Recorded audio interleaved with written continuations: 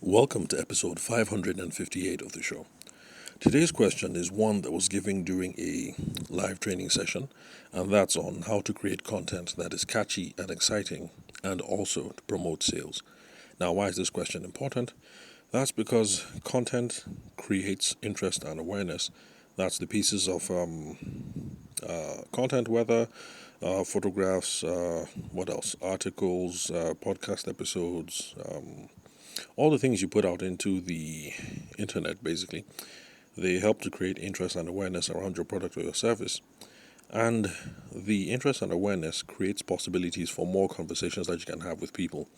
Now, if you handle training sessions or public speaking or you're putting content out on the internet, then you know that every single time you put out something, there's a possibility that people are going to reach out because they have more questions, they need clarifications, or they want to find out if you're available for so and so date. And that's an experience that people in the wedding industry particularly can attest to. So you're a wedding planner, the more photographs you put out about the weddings that you planned and things of that nature, the more the possibility that interested brides and grooms are going to reach out to you. They say, what's up?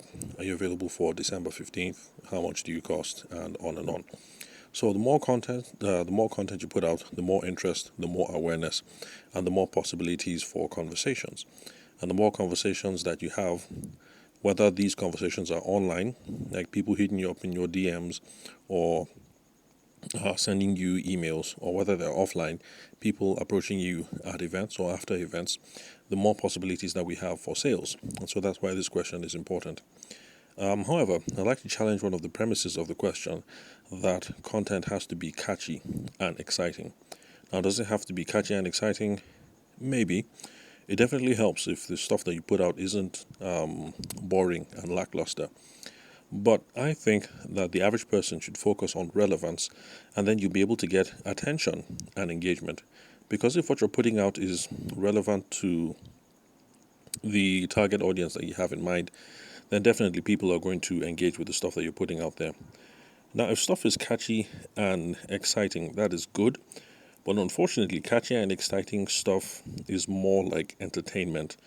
And entertainment is it's a really tough skill to lock down. That's if you're not naturally funny or beautiful or handsome or charismatic or whatever. It's a really hard thing to tie down. But education and information, on the other hand, such like this podcast, stuff like this it's an easier skill for most business people to wrap their head around. So entertainment, that's going to be a lot of work. You're going to be worried about all kinds of things, poise, delivery, looks, comportment, personality, all kinds of things.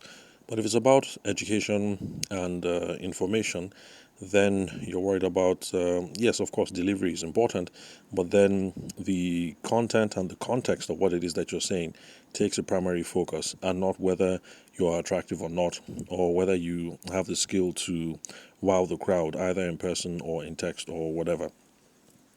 So I would say for the average person, let's not worry about whether we're catchy and exciting, but let's worry about whether our message is relevant to our target audience, and let's try and keep things more on the edutainment side or the more informative side. So, what to do next? You either have to learn skills in entertainment. Sorry, excuse me. If you're going to go down this rabbit hole of being catchy and exciting, well, another reason why I don't recommend catching and exciting is because it can be really tiring to try to play to the crowd this week and next week and the week after that. And then we have 52 weeks in a year. And if you're trying to put out two pieces of content every week, then you're trying to hit the home run on 104 catchy and entertaining pieces of content. That gets really, really hard. But for people who are trying to put out content that is informative, infotainment, edutainment, or whatever you call it, then that's a lot easier to hit, because you can come up with a number of questions that need to be answered, or things that explain your business, explain your product, explain your services, explain your features. That's easy to do on a daily and maybe even a weekly basis without the added pressure of trying to be catchy and exciting and what have you. So the next step is, if you're going to do this whole catchy thing, exciting and catchy thing, then you better learn skills in entertainment, because they are going to help. But then on the other hand, if you're going to focus on education and informative content, that's easier for most people. And I'm going to say that the next step for average folk, those people who are not born entertainers, then for average folk, let's focus on education and informative content. That's going to be a lot easier to do. Then in the next episodes, I think we've already gone past the 5 minute mark, so I'll bring it to a close here.